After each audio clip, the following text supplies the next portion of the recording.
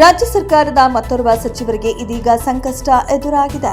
ಅಲ್ಪಸಂಖ್ಯಾತ ಕಲ್ಯಾಣ ಇಲಾಖೆಯಲ್ಲಿ ಬರೋಬ್ಬರಿ 625 ಕೋಟಿ ರೂಪಾಯಿಗಳ ಅನುದಾನ ದುರ್ಬಳಕೆ ಮಾಡಿಕೊಂಡಿರುವ ಗಂಭೀರ ಆರೋಪದ ಹಿನ್ನೆಲೆಯಲ್ಲಿ ವಕ್ಫ್ ಮತ್ತು ಅಲ್ಪಸಂಖ್ಯಾತ ಕಲ್ಯಾಣ ಸಚಿವ ಜಮೀರ್ ಅಹಮದ್ ಖಾನ್ಗೆ ಲೋಕಾಯುಕ್ತದಿಂದ ನೋಟಿಸ್ ಜಾರಿಯಾಗಿದೆ. ಅಲ್ಪಸಂಖ್ಯಾತ ಕಾಲೋನಿಗಳ ಅಭಿವೃದ್ಧಿಗೆ ಮೀಸಲಾಗಿದ್ದ ಕೋಟ್ಯಾಂತರ ರೂಪಾಯಿ ಹಣವನ್ನು ನಿಯಮಬಾಹಿರವಾಗಿ ಬಳಸಲಾಗಿದೆ ಎಂಬುದು ಸಚಿವ ಜಮೀರ್ ಮೇಲಿರುವ ಪ್ರಮುಖ ಆರೋಪ. ಸರ್ಕಾರದ ಆರ್ಥಿಕ ಇಲಾಖೆಯ ಯಾವುದೇ ಪೂರ್ವಾನುಮತಿ ಪಡೆಯದೆ ಗುತ್ತಿಗೆದಾರರ ಜೊತೆ ಶಾಮೀಲಾಗಿ ಈ ಬೃಹತ್ ಮೊತ್ತದ 625 ಕೋಟಿ ರೂಪಾಯಿ ಕಾಮಗಾರಿಗಳನ್ನು ಹಂಚಿಕೆ ಮಾಡಿ ಹಣ ದುರ್ಬಳಕೆ ಮಾಡಿಕೊಳ್ಳಲಾಗಿದೆ ಎಂದು ದೂರಲಾಗಿದೆ.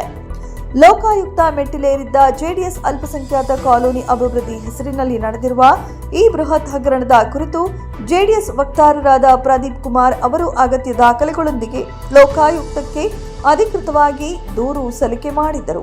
ಸಚಿವರ ವಿರುದ್ಧ ತನಿಖೆ ನಡೆಸಿ ಕ್ರಮ ಕೈಗೊಳ್ಳುವಂತೆ ಆಗ್ರಹಿಸಿದ್ದರು.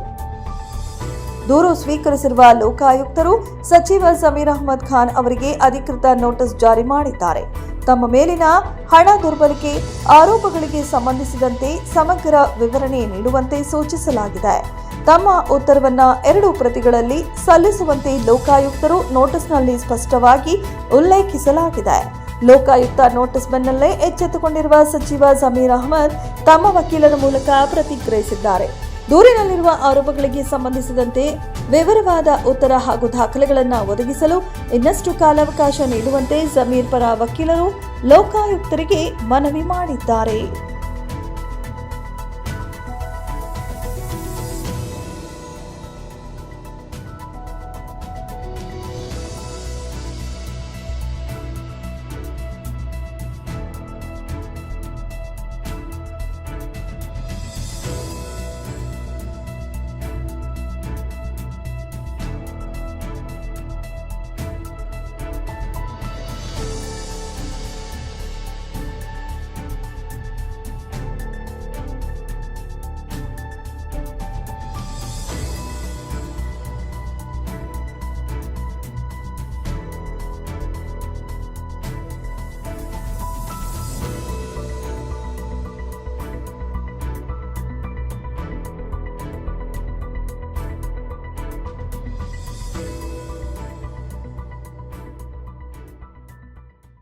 ಮೆಂಡು ನ್ಯೂಸ್ ನೆಟ್ವರ್ಕ್, ಸತ್ಯದ ಕನ್ನಡಿ.